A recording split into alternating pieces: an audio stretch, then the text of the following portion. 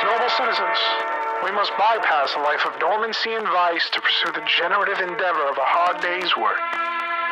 The benefits of these pursuits are not secured by chance or charity, but through the merit of your character and the firmness of your convictions. It is you who are planting the seeds of trees whose shade you know you shall never see.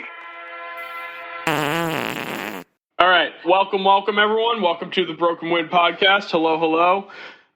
It is me, your host, Butler, the original YouTube commenter, most annoying account on Blue Sky, trying for it at least, give me a follow.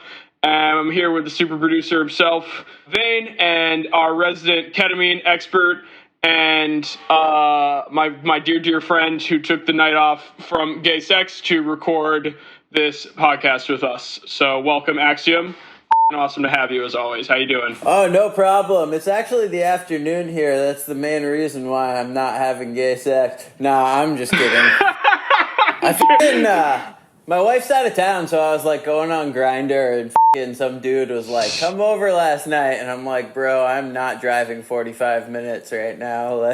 Yeah, well, and you being on the West Coast, we were gonna need you to talk about like the actual craziness that's going on over there. I want to take a second at the top of the show to just say we're gonna, always trying to have some fun, but these are quite grim times we're living in. I think there's a non-zero chance we're experiencing martial law by next week. Seems that way. Also, at this very moment, it's hard to... This sentence sounds unreal even saying it, but literally at this very moment, Greta Thunberg is on a flotilla less than 200 miles off the coast of Gaza with a bunch of aid and being threatened with weapons by the Israelis. So it's possible that by tomorrow, Greta Thunberg has been murdered by Israel. So hope that doesn't happen. Shouts out to her. And I also wanted to give I have that ready to go. Yeah, if you want, and we'll get to the flotilla again, I'm sure. But I also wanted to give a shout out at the top of the show to just everyone who is Mexican American and just all of, in general, Mexican people. You're welcome here in my book. I've said it before, and I'll take this stance to my grave. Were I to be supreme dictator of the United States, Texas is becoming a part of Mexico. And all I ask from Mexico is your help in suppressing the most reactionary elements of Texas society. So, like I said, I don't give a fuck. That's how I feel. You know what? That place. Texas, and Viva Mexico. Yeah, so that's my shouts out at the top of the show. You guys have any shouts out for the top of the show, too? I don't have any shouts out right now. No shouts out? What about you, Abe? Yeah, sorry, trying to think of something funny and edgy to say, but I can't quite come up with... I've already shouted out I could do shouts out to Elon. Shouts out to Gay Pride. I mean, for sure. Shouts out to... Oh, yeah. I'm mad at Texas, too, because of what happened with the guy who plays John Redcorn over there, Like, that shit's heinous, the story of how that man got murdered. So, it's a long-standing grudge, but that didn't help. So, can I take you two fellas on a little voyage with me into the entomological world for a second? And I promise this will tie back to the damn news. Sure, go for it. It's a big word. Yeah, I don't know if you can take me there. You don't know if you can handle entomology, brother? All right. Have either of you heard of the New World screwworm? No, tell me about it. You asked about this the other day, bugs. And I did not inform myself for the sake of you informing me love this. Today. So it's a great story about science and international cooperation and where we're at as a country and as a society. So the New World screwworm is a f***ing awful bug that is one of many biting flies endemic to the Americas.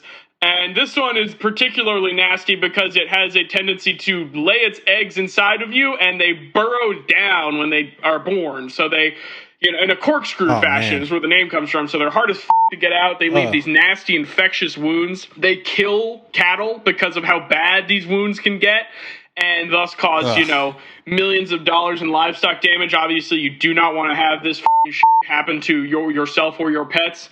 But it was gleaned by some shrewd people over in the USDA a long time ago, I think in the 60s or something, that the New World screwworm only reproduces once after it's born, and that if you irradiate those males or all those in just the right way, that they are alive and functioning, but they're sterile, and then you start dropping those sterile worms onto places where they breed, you can drastically cut the populations of these bugs that are being born. That's pretty neat, right? Some USDA nerd figured that out just because this government was like, hey, you need some money to blast grubs with radiation for some reason? Hey, isn't that government planning? Yeah. No, isn't that like the sparrows? It's not even planning, man. That's the it's like, it's just asking questions for the of it. And that's what's like, this will all tie back to DOGE. But, like, this guy was like, these things are annoying. I wonder if we can find a way to get rid of them. And this was something he figured out. So... Right. Unfortunately, because the Mexican border is very long, you can't just drop these all along the Mexican border and expect that to work. They tried that. It's just too much mileage to cover. So they went to the government of Mexico and they said, hey, how about we try doing this a little further down, this very skinny landmass, to a shorter border and start eliminating bugs in both of our countries. And the Mexicans said, great. And that's still a pretty big border. And so they kept working this plan down to Panama, where the isthmus meets the rest of South America.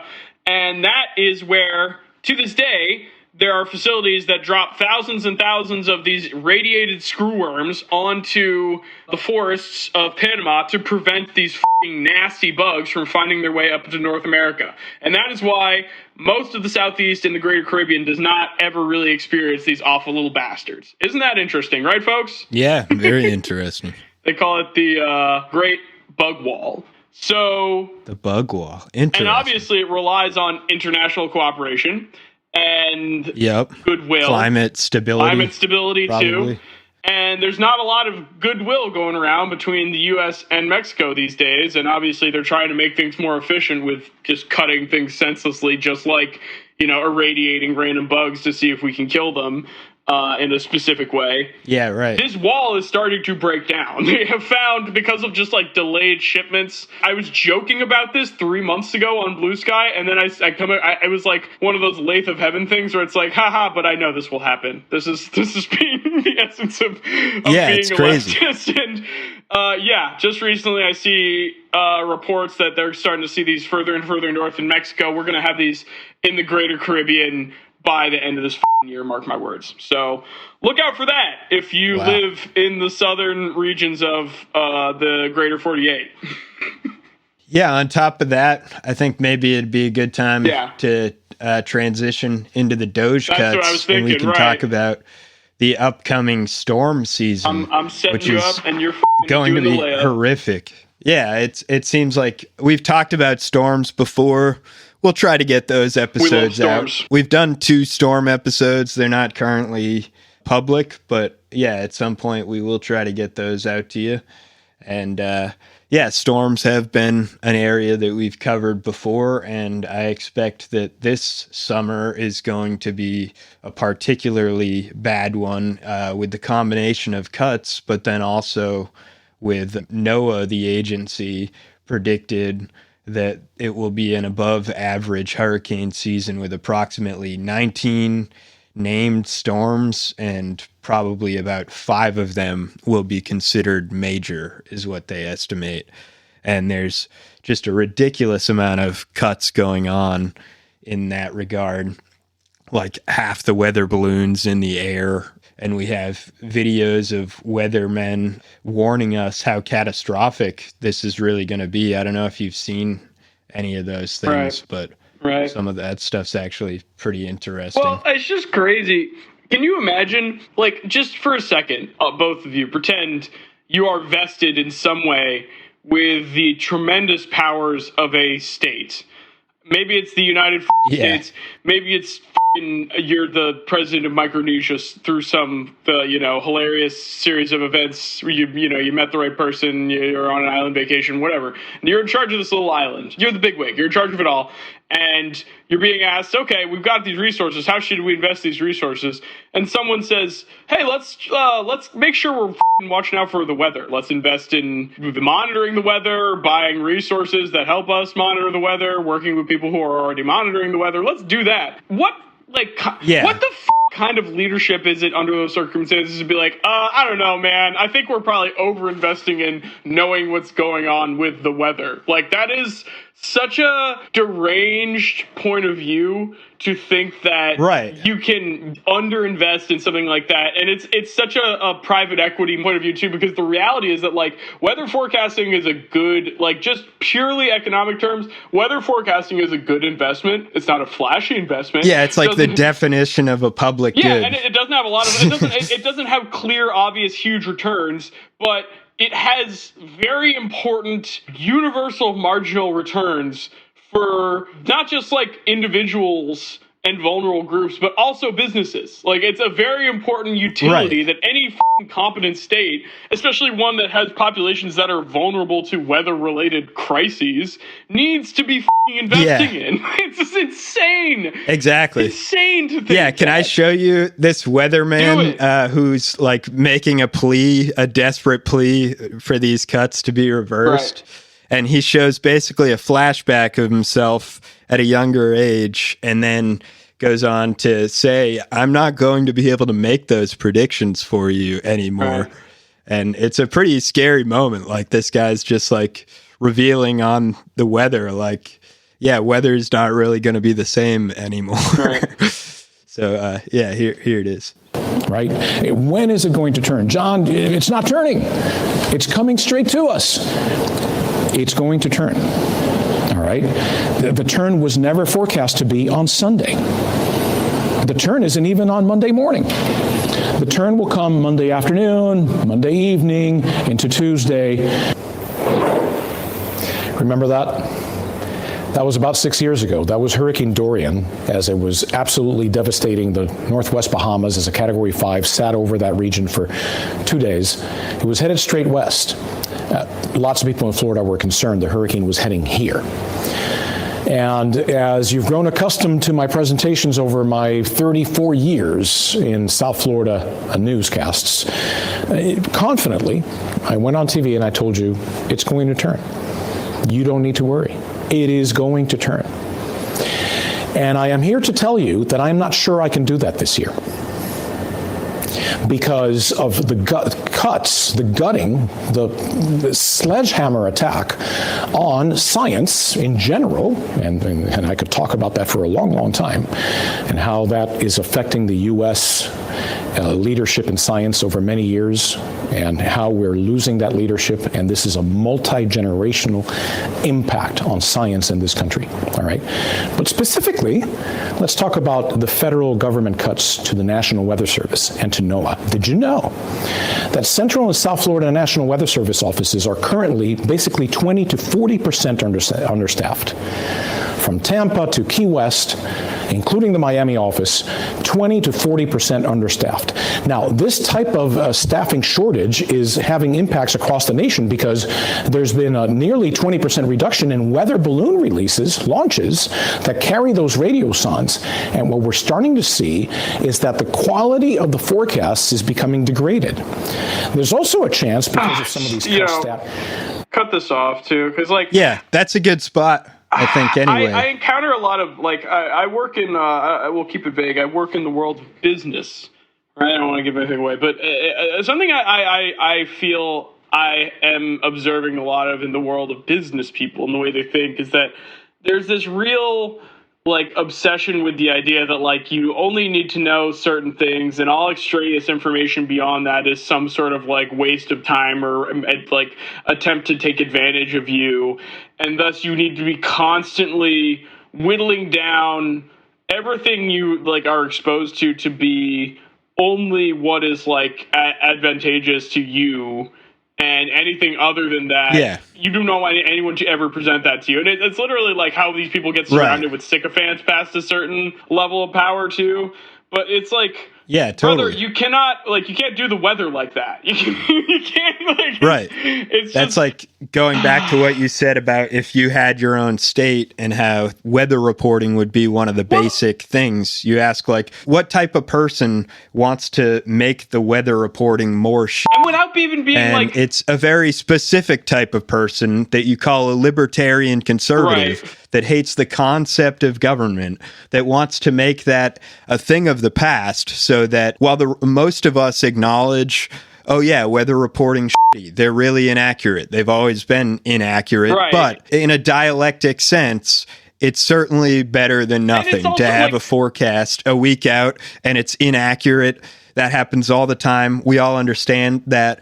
And yeah, we can blame the failure of the government on that, but it's certainly better than nothing. And the only type of person that wants to just completely get rid of that and make it so that you don't even have the concept of the government going out and forecasting the weather for you, that takes a very specific and evil kind of person. Who thinks that you can make a profit on it. But here's what I was going to say, too, is like, the utilitarian argument of it for it, too, is like, how cool is it that there's a whole field of people whose job it is to just let balloons float into the sky and be like, what's going on up there? And it allows them, through careful observation and motherfucking science, to be able to discern the relative future of the weather. Like, that's fucking sick. That and part of the consistency of that is getting consistent funding, which relies on the government, the federal government, having consistent funding, not having these fucking bullshit artists who believe that for the first time in history, it's okay to cancel on the bill after you've ordered it. That's what the debt showdowns are always about. It's like, you already ordered the shit. Now they serve you the bill and you think you can walk out and not pay the bill. That's unacceptable. You know what's crazy too is I remember early on, we should probably start transitioning more to the Elon Trump conflict, because I think that's a big area we'll want to talk about a little bit. But we're getting at that. Like, these cuts are Elon's fault, and this episode is going to be largely us shitting on Elon, and I think that we're setting this up, showing all the cuts that this guy's responsible for. The more we can talk about that before we get into the Elon Musk and Trump breakup, the better, as just the context, so that we can say sayonara, fucker, like goodbye. Right. Well, I was going to say, I forget what I was going to say about it too, but it's like the utter incuriosity of these people is just so frustrating. Like I said, that like the private market will fill in this space. Like, it's what they really truly believe in their heart of souls. And it's so sad, because it's like, what? Or is not, it really so or expensive? they don't care, because they also recognize that there's a benefit to just simply making people no longer look to the government to tell them what's the weather going to be like next week, which is a basic expectation. Why are these worms crawling out of my body? Yeah. Can someone look into this? And they're basically saying, don't fucking expect the government to research that sort of thing. Don't expect it to research why people are getting cancer.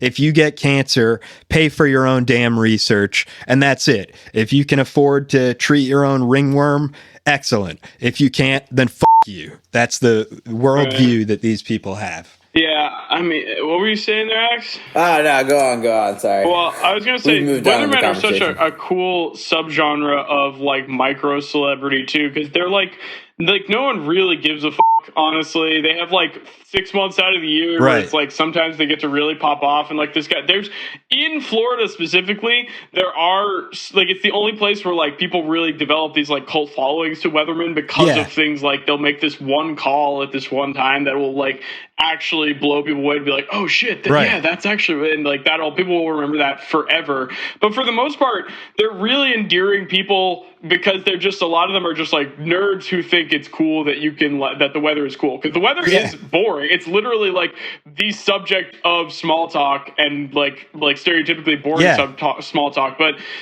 tropical weather is crazy shit. It'll kill you if you don't pay attention to it. And so many of these people won't be employed if the state doesn't employ them. That's just the reality, that the private market does not pick up that slack. We lived in a time period before the government did research on weather reporting, and the private market did not pick up that slack. So the reality is that that's not going to happen. And I think, how often do you see a mainstream weather report where someone is making that kind of impassioned plea, saying that it's come to this reality that I have to beg you to understand that this service we've been providing you for decades of weather reporting is super fucking important. Please do not let it get cut. And you don't see that kind of cry on the mainstream media, but you do see it in independent media. Were you going to say something real quick? Well, I wanted to say too, like I wanted to ask both of you if either of you know people in your personal lives who are in the process of or considering basically fleeing the U.S. for another country. In my personal life, no, but I've heard I've heard stories have you of met anyone, celebrities and people like that, like media figures who say that they're considering leaving. Why? Well, I meet a lot of people in the course of my work, and I've met no small number who are in the process of, either fleeing back further north to where they used to live, or they are just getting ready to flee outside of the country for one reason or another if they have the resources for it. And it's not just like older retired people, it's young professionals, it's any type of person you can name I've met who is reconsidering their investments in the U.S. and a lot of the times, particularly the Southeast. It's very interesting. It seems like there's a huge exodus of people moving back into a lot of regions of the Northeast right now. Yeah, I don't personally know anybody. I do think that's like one of those things that's like only actually available to people like, I mean, not necessarily like just with greater economic resources. Like there's other types of resources you can have that can maybe help you with that, Right. like, but yeah, I don't really know many people who have the resources to do that, Right. It's a thing too of like, there's only a certain cross section of people who have the ability to leave, like, and it would be good, Yeah, right. Like a lot of the people who have that ability, like, are not going to be fucked over. That's why I think I'm only seeing celebrities say that, because they have the means to, whereas most of us regular working class people don't have the option. So you're figuring out how you can hunker down and survive this administration, which seems more realistic than gathering the funds you need to move to another country, which just doesn't seem realistic, I think, for a lot of people, especially the lower income people. Right. Yeah, and to that point, I mean, you saw China offer support to the Harvard people who are going to get kicked out, but that's obviously not going to work for every single one of those people, depending on who they are. It might not be the kind of what necessarily they want. So I don't know. That may be jumping ahead a little bit to what Trump's been up to. So where do you want to? You're steering this ship of state at the moment there, Mr. Let me Mr. keep Bain. steering it. So the next place I want to go is on the note of the cuts that have been made. I think another good one, I was just talking about a mainstream weather reporter. My next clip, I think, is an independent reporter who's letting people know what actually has happened with these cuts. And there's this internet reporter that basically reports on a storm that's happening that we're going to talk about in Kentucky, and the other state was Missouri, where at least 27 people have died. So we've actually now seen 100% real life consequences to DOGE. People have died. That's not to mention people dying from the cuts to U.S. aid and projections of as many as hundreds of thousands of people who will potentially die. So I want to take some time and just focus on what a piece of shit Elon is and the consequences of Elon's actions right now. So this, I think, would be a good clip that will get us transitioning into just thinking about all these cuts and the consequences that have happened. What we're talking about here is a big deal. I am so surprised that we don't have an upgraded warning from the National Weather Service. Oh, that's Ryan Hall. One of the things that I watch this guy all the time. He rocks. I'm sweet. This is the National Weather Service in Jackson, Kentucky. This went kind of viral. National Weather Service here. This is one of the places that's understaffed right now. I don't know if you guys have been following the news, big layoffs across the National Weather Service and stuff like that. That might be a result of a problem that we're having there. If so, that's crazy. That's crazy. We're about to have a large tornado go through a very populated area with much less warning than what there should be. Wow. As a result of that. Guys, all I can tell you right now is if you know anybody in Somerset, call them. Call them right now and let them know what's going on. I'm not kidding. Like, this is a big deal. This is a huge deal. We've got a massive tornado about to slam through Oak Hill, Bourbon, and Ferguson here. That's crazy. The good news is, once again, that the sirens are going off. The sirens are going off in Somerset. In one of the towns. If you're in Somerset, this is, guys, this is an incredibly dangerous situation. We don't have any visual on this or anything. It's going to be hard to see even for the locals. Like, we're getting into a little bit more of a rugged terrain. But we might have a huge tornado going on. Yeah, you can pause this. Yeah. So he's saying that there is no resources in place right now to alert people of active tornadoes that are happening. Right. They no longer have the ability to sound the alarm in any way for the people currently experiencing the tornadoes. Right. Well, I watch that guy all the time. He's actually really interesting. That guy Ryan Hall, because he's like, that's what's going to be filling in the gaps in the wake of these things being cut. It's terrible to think. But like, not only does that guy provide, and like, look, he's the best possible version of what we're describing here, because that guy not only goes out of his way to not be overly like fear-mongery, but he also like mobilizes a massive on the ground like mutual aid organization around storms and their impacts after he, does all this monitoring and warning of people. So that's the kind of stuff that these freaks think should be filling in the gaps. But you can see him right there because these are like scientific people. He's like, look, there's resources that are not being deployed and it's going to cause consequences. I want to say one other thing about Elon too, and DOGE leaving, like Elon leaving. It's like there were a lot of people on Blue Sky joking about Big Balls leaving too, and it's like, brother, if you think this is the end of the careers for any of the DOGE operatives or the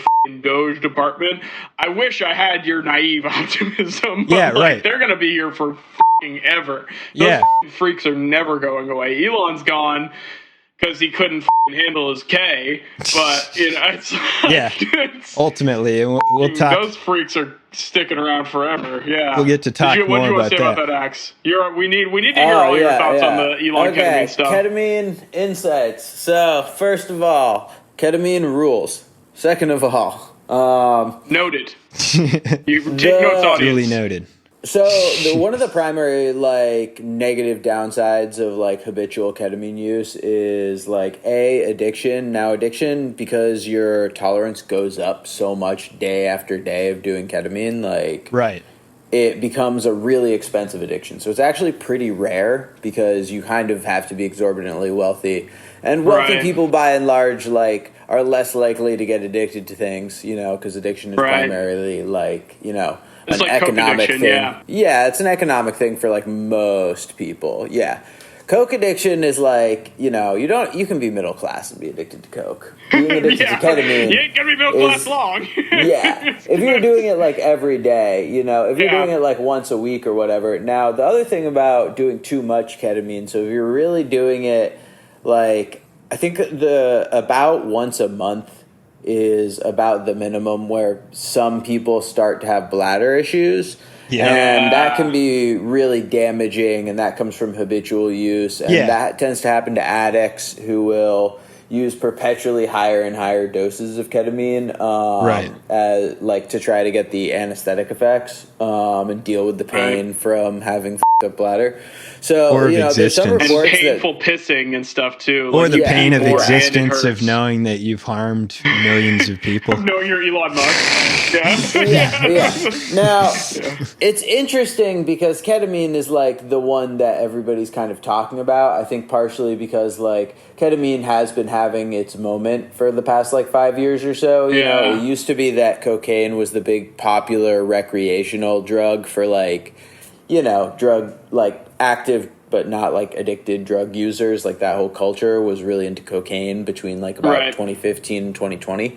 It switched over to ketamine, so there have been reports that he's on a shitload of drugs, and he's most certainly taking a shitload of Adderall. Now is that necessarily a bad thing? I don't want to say that all people who are prescribed Adderall have a problem or whatever. But I can also tell you that in if you give Adderall to a meth user who's an like active seasoned addict and it's in a clinical setting, they can't actually distinguish between just the effects of Adderall and methamphetamine.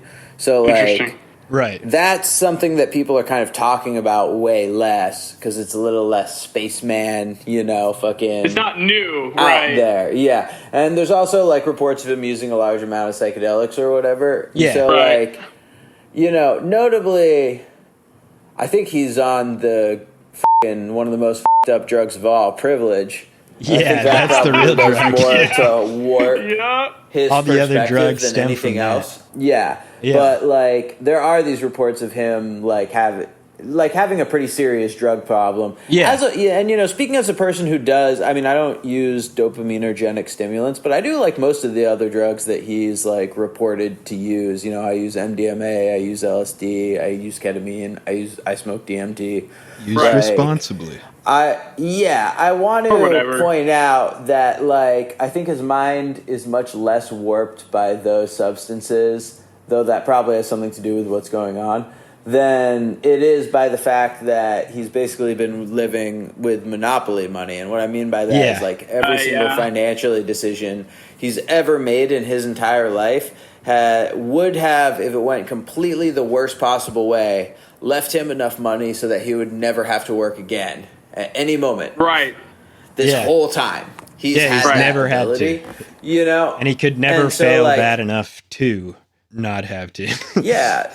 So he's like not in the same universe. Yeah, he's not living in the same universe as other people. Right. You know, like you are essentially like a child if you live under like those sorts of conditions. Like it's like being like a kid who has like pretty upper class parents and they can buy them like literally anything they want and they do. You know? And until that New York Times report, there's no consequences ever to him doing drugs and being the CEO of 7 companies and whatnot. The other thing I want to point out is like, you know, nobody has ever really liked this guy. You know? Like his entire life. Like this didn't stop. See, this is the thing too about like the culture of like boarding school is that your parents don't raise you. You're raised at this weird school and that school has like systematic sexual abuse kind of like built into its culture.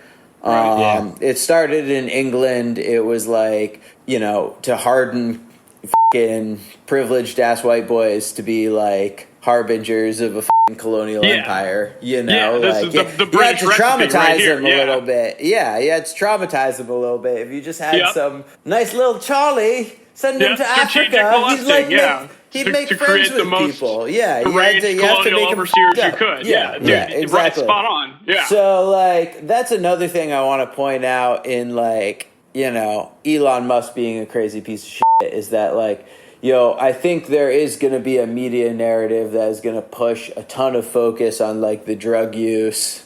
Oh yeah. You know, versus like, yeah, totally. What I think is the biggest thing is that he's like, you know, have you ever met like really uber wealthy people? Because they're fucking freakazoids. Like that show Succession isn't far off, man. They're weird fuckers. Totally they weren't raised by their parents. Right. They have like no consequences, but then they a lot of the time have been sexually abused. So it's like they've experienced some of the most horrible things, and yet like don't live in the same like material universe as anybody like who we hang out with or know. You know. Yeah, and I think like, the real drug is privilege is a great point. Yeah, too. that is a great point. Because I'm a big believer that like much in the way that alcohol has shaped our society in really foundational ways, I think that we're moving further and further into a society that's shaped in a similar way by amphetamines and just uppers, you know, overall. Yeah. But that's also, I mean, I still think that like Elon is a fucking special case. Like he's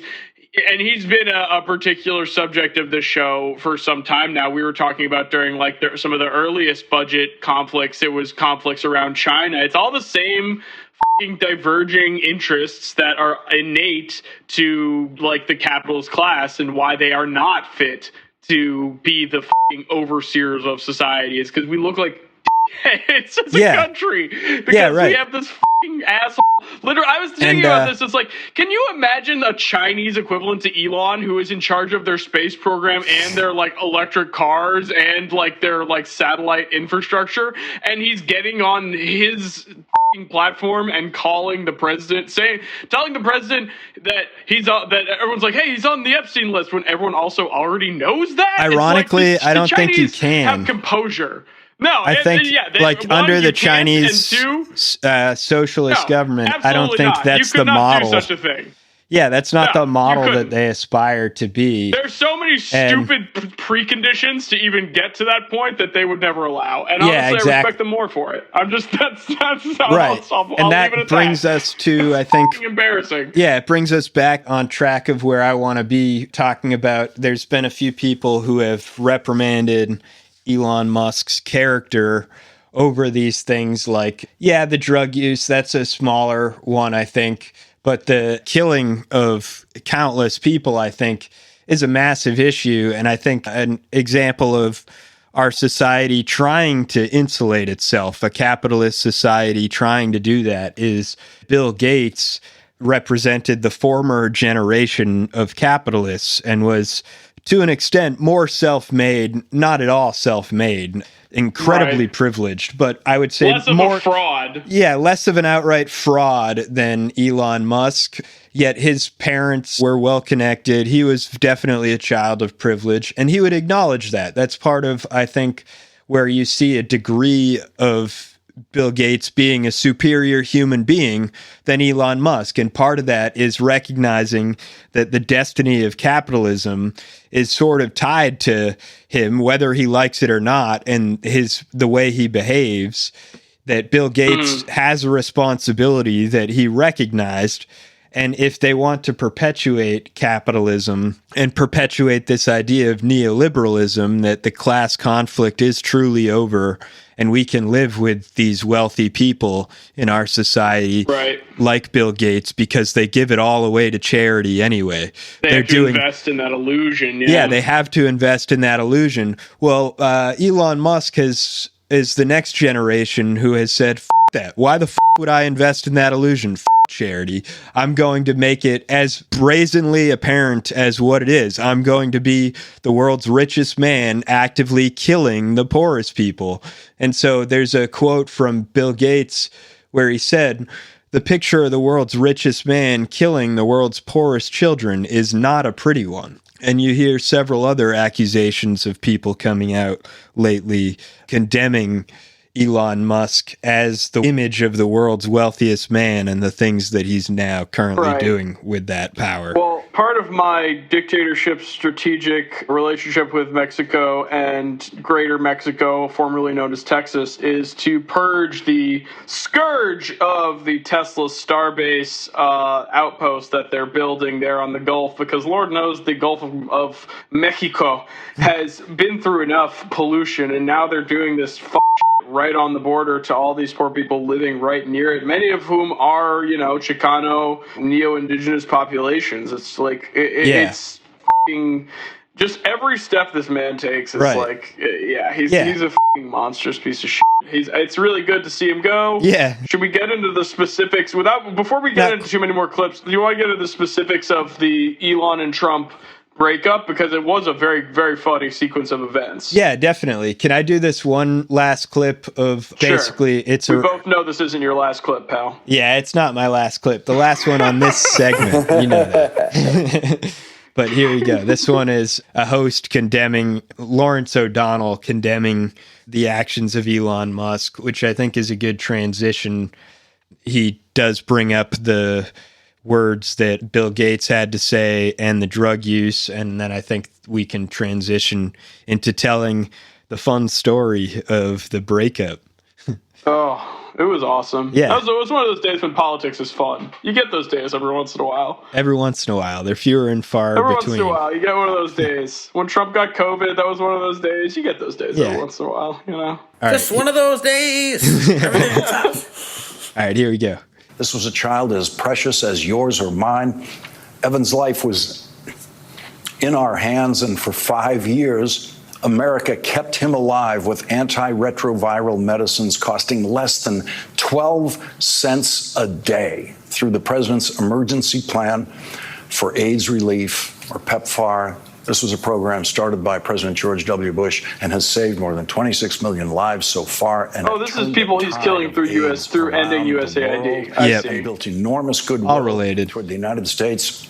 Then along came President Trump and his freeze on most humanitarian aid in January. How could a 5-year-old orphan possibly obtain medicine? Yeah, this is cutting out for me anyway. I don't know why it's cutting out again. Died of an opportunistic infection. I can't, this is unintelligible. Told the House committee, no children are dying on my watch. Evan died. Also, who is this? This is Lawrence O'Donnell. Who is this we're listening to exactly? Excuse me. I hate this guy. Not a fan of Lawrence O'Donnell. Let's put a pause. First off, I hate this guy. First off, can barely hear the clip. But most importantly, I'm laughing to myself because I'm sitting here like, which one of Elon's private enterprises was he killing orphan children with? Like, forgetting that he just shut down USAID and just thinking like, was it like a cobalt mine, or was he testing...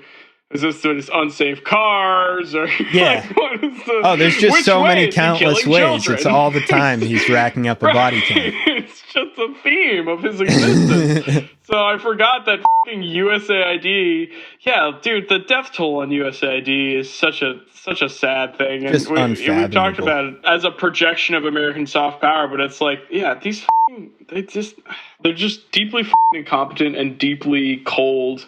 And just disgusting. And don't ever make me listen to Lawrence O'Donnell again. That guy's That's true. I hate that guy. It guy sucks. He sucks. He does suck. He sucks. But so we can start going through the timeline of Let's talk about the timeline, dude. You got a timeline pulled up nice. There's a nice timeline article I'll link to. Yeah. And then this might have some tweets and clips and stuff. There's some great clips that I really would love to play. Let's go through this timeline because it was interesting. And like we talked about in a past episode, that like there were already every single piece of legislation that this administration has had to handle so far has caused some amount of friction between Trump and Elon Musk. And this is just the final culmination of the exact same conflicts they were having before. And a lot of it comes down to the fact that Elon's business interests require him to express the kind of internationalism that is just what capitalists do, which is I deserve the right to exploit resources internationally. I deserve the right to free trade, as they call it. Yeah,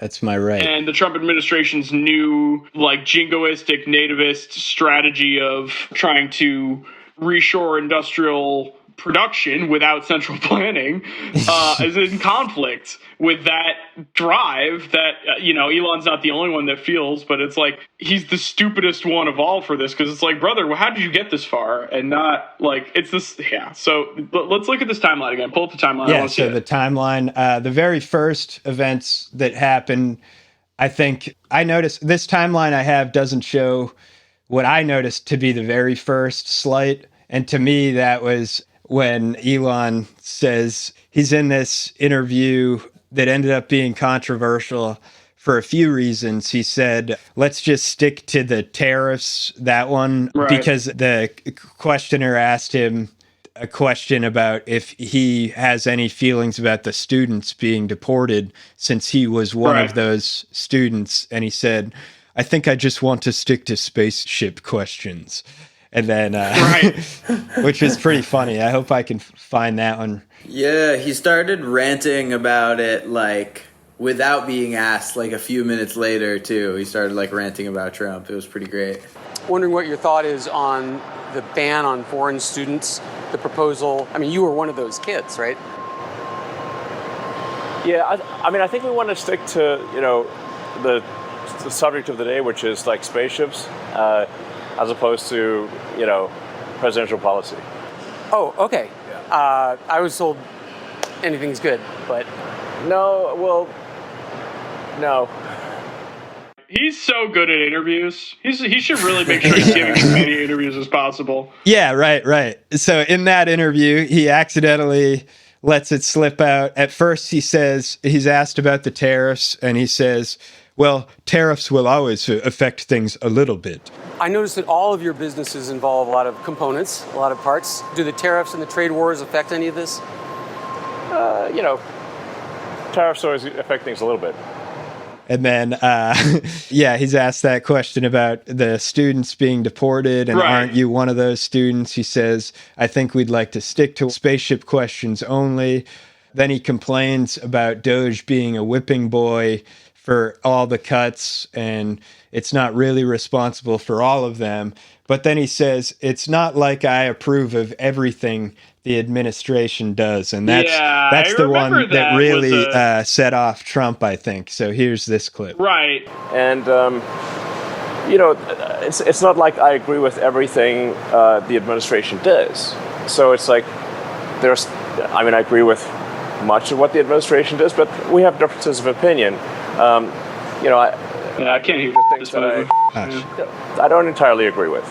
It's difficult for me to bring that up in an interview because then it creates a bone of contention. So then I'm a little stuck in a bind where I'm like, well, can you hear Max? Speak up. No, I can not hear him. But I don't want to. I turned it up more. Yeah, we can't hear him at all. I also don't want to take responsibility for everything the administration's doing. We can't hear the clip. He said, did it get better towards the end or no? We don't need to go over the conflict with a fine-tooth comb because it's like we've seen the broad contour. Start with the tweets from the 3rd on the CNN article because I thought that was a good timeline. It is a good overview, and that was the first thing I think that this one didn't talk about. Right. That was when the thing is it was like parabolic, or maybe that's not the right word, but it was like there was a murmur for a while, from the jump almost. And then on the 3rd, roughly, it really just escalated super, super quick. And it all happened mainly on X, the Everything platform, as everything does. There was also another article in the murmurs you were talking about where Trump asked the question, was it all bullshit? And that one happened even before the exchange in the tweets that Trump basically brought up how he was told that there would be $1 trillion in cuts, and then it was revised to 800 billion. Now it's less than 175 billion, and keeps obviously getting revised down to a massive proportion. But the irony is Trump was president and somehow actually believed that there could be $1 trillion of cuts to the U.S. budget, which is like, how can you have served as president for 4 years and not be familiar with what could actually realistically be cut and what could not?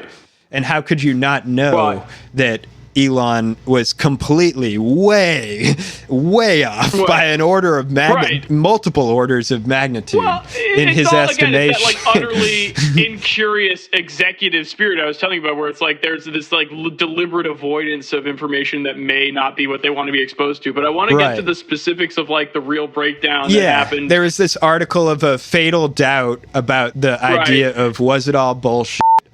And then, Elon quietly leaves Doge, I think, to attend his business, as you said. And that's when, on day one, you have the 3rd failed rocket flight in a row, which they called at SpaceX, and they called it a rapid unscheduled disassembly instead of an explosion, which is what it is. And, that's a very funny term. Rapid unscheduled disassembly. It was great. And it was the day that he returned to his private companies, and he tweets, as my scheduled time. Elon tweets, as my scheduled time as a special government employee comes to an end, I would like to thank President Trump for the opportunity to reduce wasteful spending. The DOGE mission will only strengthen over time as it becomes a way of life throughout the government. And so everything seems like it's going to be rosy from there, that he can walk away with a mild criticism. He says that one thing, and he thinks he can get away with that mild criticism, and Donald Trump proves no. But the problem is his business interests are he left to go deal with that, and that's why everyone was like, yeah, you probably should go work at Tesla again. And the problem is his interests are inherently at odds with these motherfuckers. So, course, like, yeah. What is this you're pulling up? This is some CNN clip. Go back to the CNN article. I want to see the tweets on there. So okay, so we have the first he says, tweet. This is the big beautiful bill is what drove all this context, because like we said, the legislation is what always seems to when Elon actually sees what the Republican agenda is, he obviously can't abide it as a business owner because it's bad for capital too. It's just inherently self-destructive as an agenda. And part of what he was getting out of this deal that he's upset about is there are now cuts to the EV credits that people get for purchasing an EV. So fewer people will get money back as a tax rebate, which has been a subsidy for Tesla for basically its entire existence since Obama. It's the most important thing making Tesla profitable. The idea that this legislation could actually crater the Tesla stock is not a joke and is like just the most incredible shooting itself in the foot the American economy could do. But on the 3rd, he tweets out, "Oh, I can't stand it anymore. Shame on you who voted for the bill. It's a pork-filled bill." And this is a canard. This is bullshit. Like, it's not even worth reading. Because shame on those who voted for it. He loves government spending. He loves government. Of course. Waste. That's what's good. He's taken 38 billion, at least 38 billion in total in subsidies within all his companies. He takes 8 million a day, so he absolutely loves government spending. He just hates when 12 cents goes to keeping a child alive with AIDS. Starving children in another part of the world, or experimenting on irradiating flies. Just he doesn't understand as it doesn't benefit him. So the next day he says, it more than defeats all the cost savings achieved by DOGE term at great personal cost and risk. So whatever. You. Next day, what's he say? Is my schedule? That's when that tweet you read before came out. When he leaves and announces his scheduled leave, and he says DOGE is going to be a way of life. Those things were intersecting more than I realized. Yeah. So then on the 5th, he says, and we're recording this on the 8th. So on the 5th, he says, so he retweets someone in his classic like stoic statue way with just one word, basically saying Republicans don't want this bill, and Elon is speaking up for the majority of Republicans. Something that is not true in my opinion. It's like the reality is like I think this is pretty common knowledge, but I think most people would agree that between Elon and Trump, the Republican base is going to choose Trump in the vast majority. But anyway, later that day, he retweets. Oh my God, he's such a catty bitch. He retweets an old Trump tweet and says, "I cannot believe the Republicans are extending the debt ceiling. I am Republican and I am embarrassed." And then Elon retweets that and says, "Wise words." So he's just retweeting old Trump. I would love to bring up an old Trump tweet too. Well, we're talking about old Trump tweets. This is a great point to bring up. The very old one where Trump says Elon begged him. So I might do the impression here. You know what? If you want to flex those muscles, my friend, I'm not going to stop you. When Elon Musk came to the White House asking me for help on all of his many subsidized projects, whether it's electric cars that don't drive long enough, driverless cars that crash, or rocket ships to nowhere, without which subsidies he'd be worthless, and telling me how he was a big Trump fan and Republican, I could have said, drop to your knees and beg, and he would have done it. Basically saying he would have begged like a dog. Man, that is so awesome. Yeah, and I mean, add him to the list of people. What'd you say, Axe? Oh, I just laughed. It's awesome. I mean, right? we can let ourselves enjoy this a little bit. It's great. They're two giant pieces of shit. I'm glad they're not working together anymore. This did implode and become very. I mean, embarrassment doesn't really work on either of them. Shamelessness is their core tactic. But we can at least enjoy ourselves. We have to, because it is also humiliating. Yeah, dude. That's for sure. It's humiliating to me as an American. But go back to the CNN article. I want to keep following through this timeline. So, I mean, it's fucking hilariously catty. And again, add him to the list of people who have been humiliated by Donald Trump and end up as one of his most loyal sycophants. It's a talent of his. But then he does this again with some other tweet, blah, blah, blah. So he's just, posting through it, as he does. Yeah. Trump confirms the deterioration of his relationship with Musk and says he was very disappointed in the tech billionaire after he repeatedly blasted the president's sweeping domestic agenda. And they say they had a great relationship. I don't know if we will anymore. And that was the interview where he says the hilarious digs at Musk. There's two of them that are subtle here. I really have to play this clip. Right. Because you got to pick up on the subtlety of the digs. The first one is about... No one's catty like Trump. Yeah, it's extremely catty. So yeah, see if you notice the digs. You saw a man who was very happy when he stood behind the Oval desk, and even with the black eye, I said, "Do you want a little makeup? We'll get you a little makeup." But he said, "No, I don't think so," which is interesting. He's worn the hat. Trump was right about everything. Okay, the first one he said was, you saw a man who was very happy standing at the Oval Office. So he's obviously alluding to the articles by the New York Times, which you already brought up about his drug usage. Right, that's Trump's way of acknowledging that he has heard about Elon's drug use. And then the next subtle dig is about the black eye, which Elon in that office meeting came in, and Musk mentioned, or Trump mentions that he offered Elon Musk some makeup, and Musk turned it down, and Trump says, which I thought was interesting. And that clip is just so funny because you can tell he's so in the apprentice mindset that to him, that's the most like stunning gesture that someone could make. And possibly the reason, or at least one of the reasons that may have finally foreclosed Elon in his mind, that kicked him off of The Apprentice, so to speak, is the guy denied makeup. And he says, that's interesting. And the reason he says that is he wants people like who are going to be telegenic and continue season 17 now of The Apprentice. And so to him, it's a interesting choice of Elon Musk to refuse to put on makeup to cover up his black eye when it would be so simple to cover up. I love that. Yeah, I mean, look, the enemy of my enemy. I love seeing Trump do digs at Elon Musk. This he's good. The man knows how to roast. Yeah, he does. Like that's like that that tweet that he said earlier that I had just read, the old tweet. There's some fire in there, like about his subsidies and like his businesses would have never lasted without subsidies. And that's the subsidies are so important too. Yeah, that's the thing I want to highlight as we get towards the end of this episode. The grains of truth that you're not going to hear it from the Democratic establishment. You're only going to hear this same criticism coming from the progressive left, the genuine truth and what the problem is.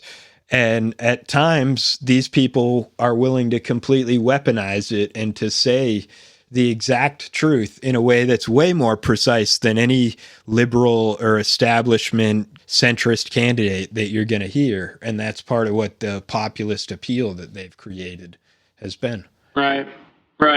That's why they keep being able to position themselves as anti-war too, even though they're obviously not, is because the Democrats are happy to let them outflank them on that position. Yeah, exactly. And it's infuriating. So because once again, it's obviously fake. They're trying to start a war in the U.S. Yeah. So we'll definitely get to that before we sign off too. But let's finish keep going on the timeline because I want to talk about it. Are we still on that timeline? Yeah, we are. So Elon's got the black eye. He says that it's from his son X. There's some speculation maybe it's from Stephen Miller because he's left-handed and the black eye is on his left eye. That's pretty speculative, though. Right. But then, so then we can move on to the next tweet. So he says, whatever. Yeah. So after the comments from Trump in the office, he says, this is his response, is whatever, keep the EV solar incentives, cut in the bill. He just is saying, stop, just cut the pork in the bill, stop the deficit. Yeah, right. whatever, shut up. So, slim, beautiful bill for the win, shut up, whatever. And then false, the bill was never shown to me even once. Yeah, so Trump had said... So Trump makes another comment. Trump made a comment saying he had all this time to look at the bill. He should have known what was in the bill, essentially. Right. And he said, the bill was never shown to me once and was passed in the dead of night so fast almost no one in Congress could even read it. Which is like, yeah, welcome to Congress, man. I don't know what to tell you. Yeah, they're always pulling that shit. They do that all the time. There was actually not a member of Congress or a if it wasn't so funny, like, there was one that was ridiculously nefarious at the state level, where like a Republican in the state schooling level in Wisconsin, right? Basically literally did switch out the bill overnight, told everyone the bill was the same so they didn't reread it, and literally everybody was taken off guard because he actually just completely switched out the bills at the last second. Right. No, I know exactly what you're talking about. Yeah, but anyway, so we digress. So now it's 1 p.m. on what, the 6th? What's the date at this point? Yeah, this is happening. The 5th. On the 5th. It's 1 p.m. on the 5th, and now the beef is getting so... And this is basically, at this point, rapidly becoming a slap fight between literally the president and the richest man on earth. So it's like, I feel like it's hard to recount this without it sounding really mundane and stupid, without emphasizing, once again, this is a posting the two most beef. Powerful men in the world. Yeah, right, between the two of the most powerful men in America, one of whom is the president, and one of whom is one of the wealthiest men on earth, also one of the most important private actors to the military-industrial complex, and the owner of the platform that he's posting through it on. So Elon is claiming that Trump would have lost the election. Which is an implicit acknowledgement that billionaires like him buy elections. I mean, he's just sort of outright saying, I had the effect of buying you into office, and without me, you couldn't have been purchased. Such ingratitude.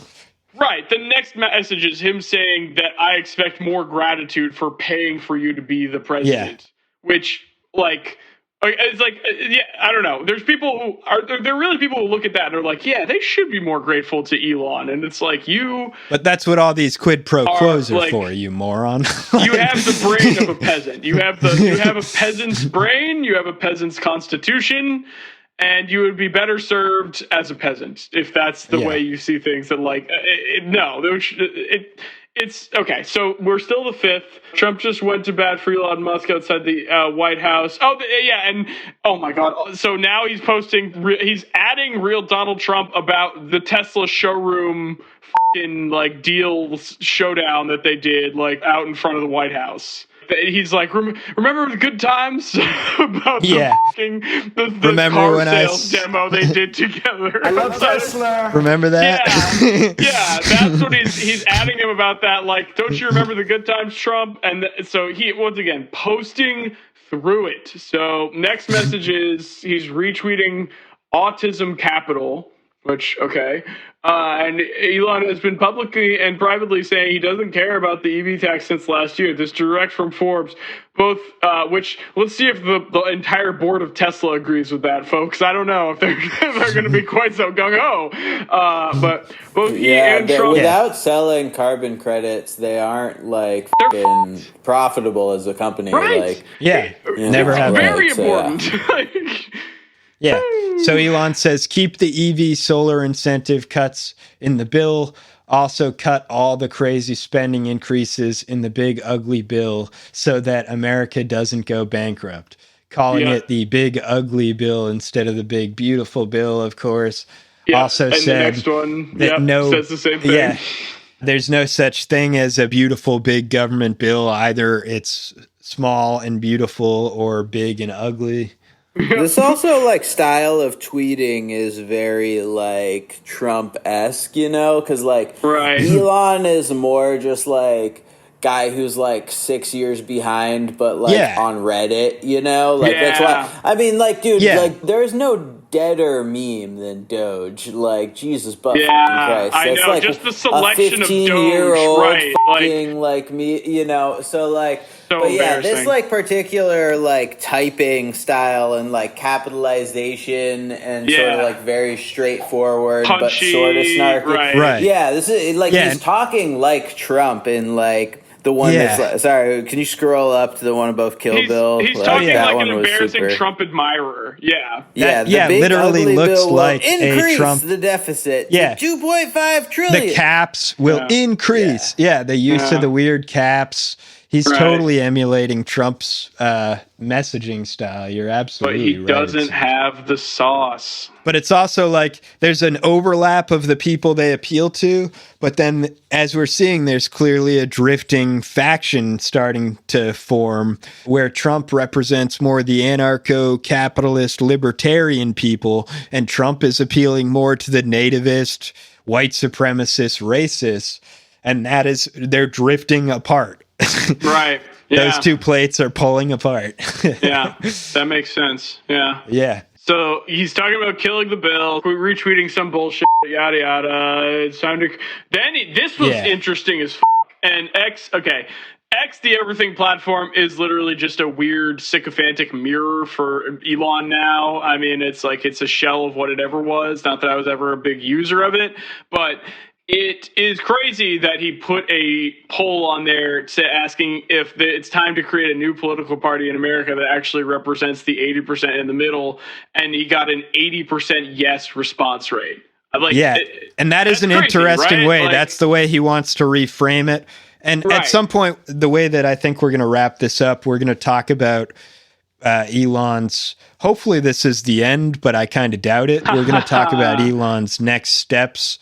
And we're going to talk more about it, but there's people who are asking what his next steps are going to be. Yeah. And it seems like, developing these sorts of polls and this framework. Oh, I just wanted to point out that there's no way that poll isn't fixed. Right. Oh yeah, that's so fixed. 80%. Obviously, 80%. Yes. He obviously fixed that poll. He owns Twitter. Right. But just like a lot of the analysts who develop these, the abundance faction of the Democratic Party, these people who work on analyzing polls and figuring out new narratives that work, they're naturally going to be interested in the appeal and the influence that Elon Musk has owning Twitter and all the technology that he has. And so if this is the framework he's starting to develop, I think we ought to pay attention to this, that he's starting to say the 80% in the middle. It's not about the 1% and the 99%. This is his new track that he's going to set up. It's about the 80%, the middle 80, who's not on the extremes of either side. I guarantee this is the path he's going to start 20% on the bottom. Well, and even that poll being totally fake, it is still what I mean is it's a crazy thing for someone of his power and influence to do, to float that sentiment. Especially now with the Democratic Party in the position that it's in. I hate to say it, but I can see a lot of naive goofballs falling for the Elon party as an alternative to the Democratic Party. We're already hearing that. All the Democratic Party is able to perpetuate is further disillusioned people of all, stripe. And those people without proper education can drift any number of directions. So, it's still the 5th. Yeah. He's speeding up a little because there's a lot. Yeah, please. He reposted some bullshit, some Mario Nawfal bullshit, some food for thought, whatever. Keep go. Yeah, I'm going to be around 40 more years, but Trump only has 3.5 left as president. Posts about him, which is funny. It says something about Mike Johnson, which is hilarious. Mike Johnson did speak on this. We don't have time to get into that. But the bomb. Mike Johnson did respond on this. I can't believe how much this dude posts. It's insane. It's crazy. Almost all of this is just Elon posting. Who? John Thune? John Thune? It also really shows. I mean, I should have brought up his phone addiction. Yeah. Or something when we were discussing his substance problems earlier. But, besides that and the weird philosophical thing of a phone versus a drug. Right. But besides that, I also wanted to point out, this just demonstrates that he is not doing shit as a CEO, and CEOs do not work hard. No. Homeboy is on his phone. Not at all. He was absent for months. Long, dude. Yeah. I mean, his businesses were doing CEO awful. Of 6 corporations or something. Yeah.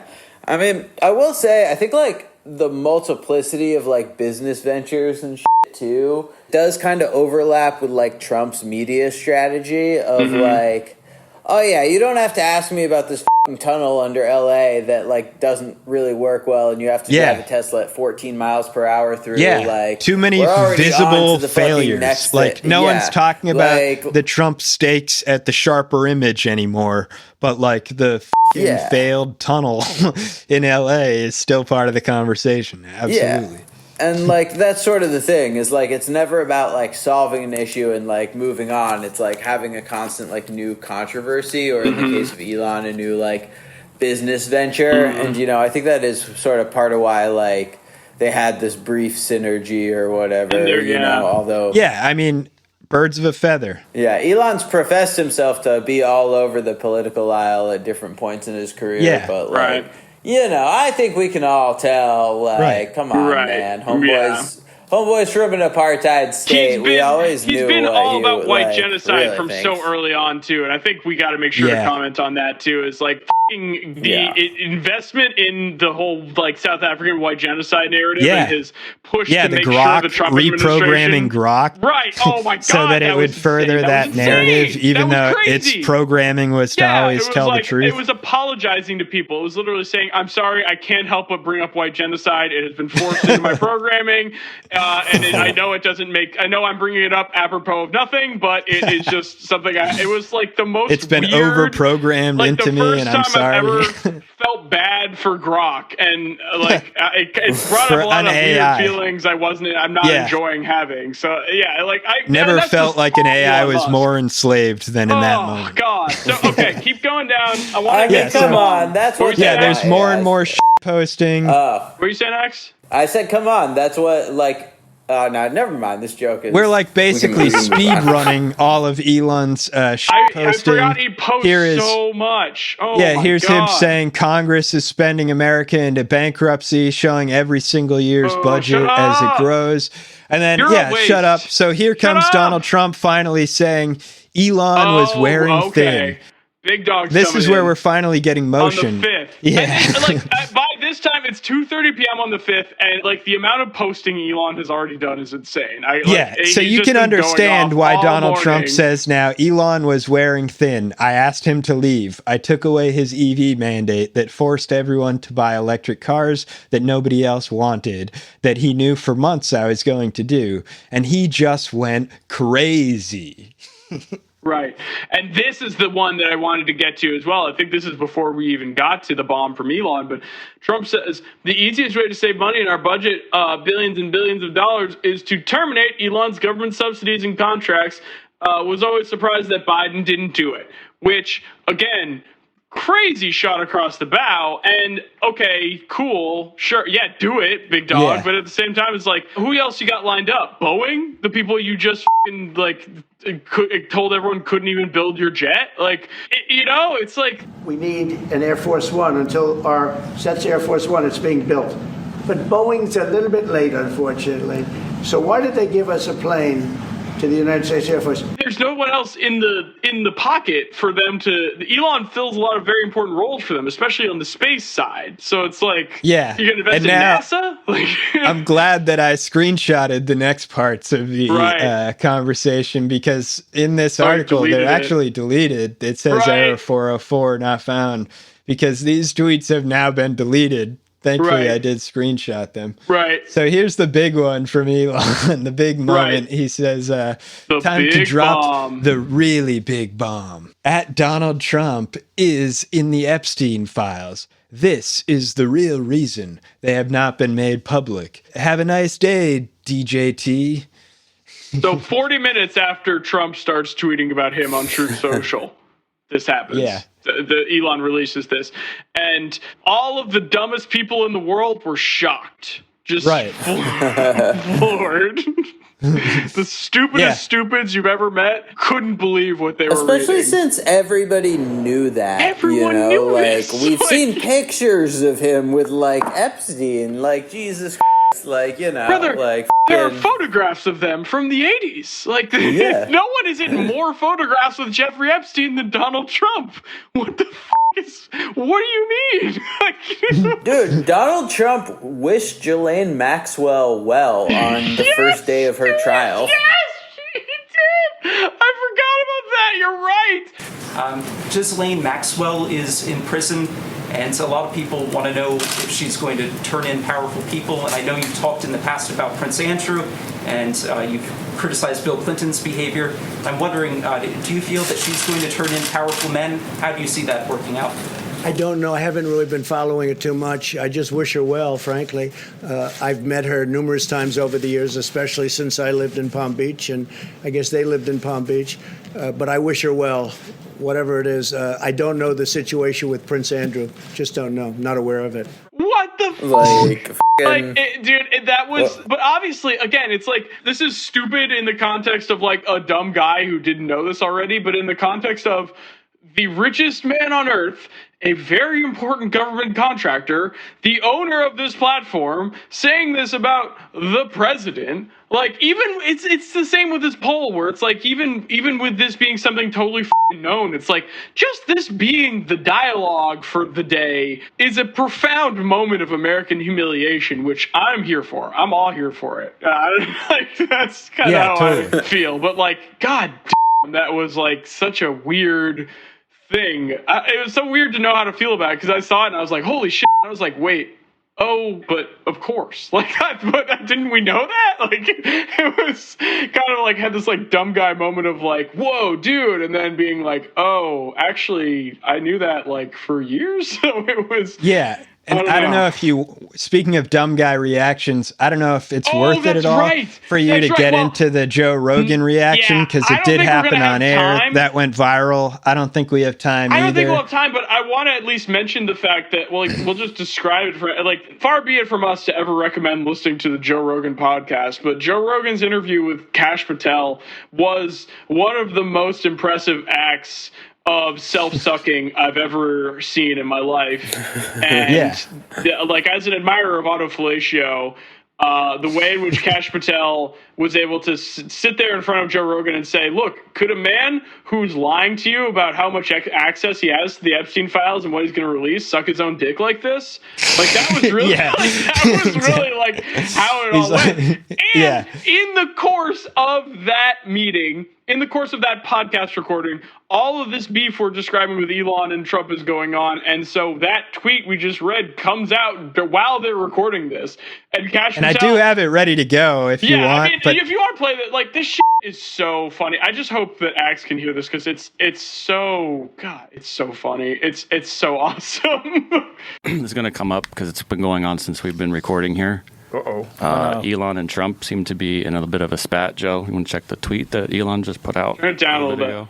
Time to drop the big bomb. Donald Trump is in the Epstein files. That's the real reason they have not been made public. Have a nice day. Jesus Christ. I'm not participating in any of that conversation between Elon Have and a nice day, DJD. Someone should take his phone away. They're going back and forth about different things. And this man has been sitting across from Joe Rogan for the past like 40 minutes telling him, look, Joe, I'm telling you, this Epstein thing, it's really just a nothing burger. He just killed himself. Yeah. It's nothing to see here.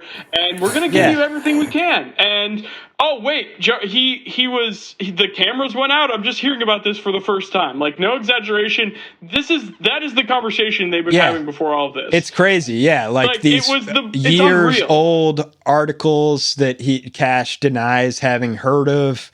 It's like some of the most incredible lies that you could possibly imagine a director of FBI making. Like, not even acknowledging that he's heard the story, that the footage was deleted. Just completely gaslighting and pretending that nobody had ever heard that story before, even though it was a major story when it came out. Disgusting sycophants, and I think we're kind of running out of time here anyway. Yeah.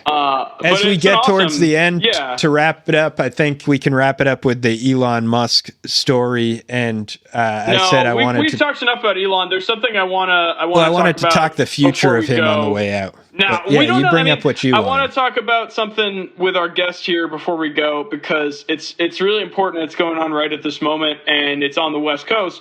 And we've given Elon plenty of airtime, but right at this very moment, the National Guard has been called into the riot. Basically, we're experiencing LA riots 2.0, and there is a lot of people in LA fighting back against ICE to resist their inhumane theft of human beings and kidnapping from the ICE detention center. So people are having conflicts with the authorities. The National Guard has been called in. Trump is calling this a rebellion and threatening to send in Marines. This is what I talked about at the top of the show when I said by next week there is a non-zero chance we're experiencing martial law. So he's sending in the National Guard. I believe he's nationalized the state National Guard of California at this point. And is basically controlling them in the way that he wanted to with Harvard from the top down, like under a conservative. And I wanted to make sure we didn't miss on this for the news update, at least, especially while we have our West Coast correspondent here. And I don't know, where you are exactly, but I'm like 8 hours away from there. Okay, so you know nothing. Well, thank you for. I mean, I know as much. Related as you guys to that, do. I know the Small Business Administration announced that it's closing its LA offices, which is very fascist, citing that Mayor Karen Bass's lack of cooperation with ICE is so frightening to them that they have to. Small Business Administration. Yeah, that they have to leave, and that's going to be interesting because that is where they're claiming all of the student loans are going to get shifted to. So, what does that mean for people who have student loans in the state of California? I have no idea. None of us do. Yeah. Anyway, sorry.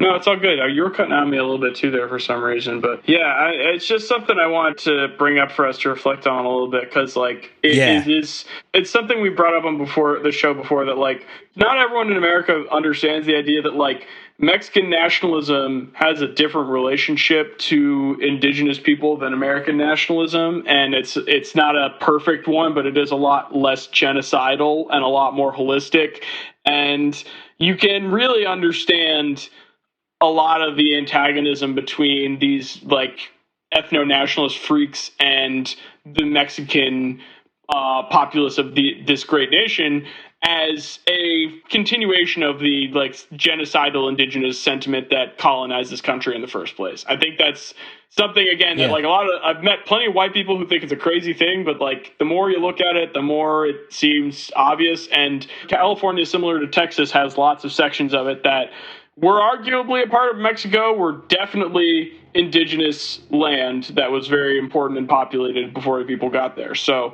this conflict is not a new one. And the people of the Mexicano people in California, I admire their tenacity and their motorcycles and their Mexican flags. So all respect to them and shouts out. Anything else you guys want to get off your chest before the end of the show? I just wanted to make sure to cover that a little bit. No, that's great. I'm glad you covered that. I wanted to before we closed out. I think it'd be nice to say that Elon Musk is going to go away after this. We also didn't mention what's next for Elon, which I think is potentially a lot more. Steve Bannon called for Donald Trump to go after his businesses, and there's talk of that Trump is going to do a lot more. Right. Yeah, he's going to do a lot more punishing of Elon Musk potentially, and this feud could get a lot uglier. And on the other hand, you have now Democrats, the conversation is opening up of people saying maybe we need to rely on Elon Musk and his money in order to help us win. And that's becoming a emerging pathway, especially intersecting with the abundance liberal campaign. Yeah, those freaks what were you saying, that I'm sure we're going to see more and more of as well. Oh, I didn't say anything. Oh, you're just getting green over there. Sorry. It's all good. There's a bunch of kids on dirt bikes riding by, so might just be picking that up. Yeah, Oakland, baby. Yeah, and there's so much we couldn't cover. Yeah. We didn't even get to guess the question. Should we do that? We'll save that one for Crocus. I saw that on there. All but right. I love, the connection, what were you just talking about with some of the other externalities from Elon leaving? That's what it is like the creating way in a which new party. Elon, and Elon being a critical part of the American military-industrial complex. I have such a hard time speculating. That's what makes him hard for me to speculate on, like, what is the future for him. But it is so fucking crazy to see this conflict developing. It's not surprising, but it's like thinking about the implications of it with what his companies represent for American, like, national interests. It's very interesting to think about. So, it's one thing to contextualize before the very end, too. One little recommendation I would have is I often recommend Behind the Bastards. It's a great podcast. There's a great one on Alfred Hugenberg, who was basically the money behind Hitler, who helped Hitler get elected and ultimately ends up having a falling out with Hitler because he's a deeply unlikable person. And as history rhymes and repeats itself, essentially, this podcast a couple months ago predicted that this fallout was going to happen. Just basically judging from kind of the signs and repeating patterns of history. And Elon Musk really does seem to fit the role of the Hugenberg to Trump's Hitler, essentially. Right. And I hope he doesn't absorb too much of his He doesn't smoke. last very long. Yeah. But, I mean, I'll tie it back to the conversation at the top, too. I hope that Elon Musk gets bit by a screwworm and has little maggots sticking out of his body. But that would be a great thing. That's what I hope. That's all I hope for the future of him. Do you have anything you wanna shout out or anything at the end here, Axiom, before we sign off? Read Testo Junkie by Paul D. Presidio. It's really fucking good, and it'll make you think about testosterone differently. And I also just want to say that Joe Rogan and Dana White are getting gender-affirming care. 100%. It's literally testosterone. Yup. All they men on fucking steroids are getting gender-affirming care. Yep. Just I'll say co-sign that. So, signing off. Thank you for joining us as always, dear listener. Thank you, Axiom. Always a pleasure. And y'all stay safe out there. Keep wearing your masks at the protests and stay rowdy. And peace. Let's sign off. Bye, y'all.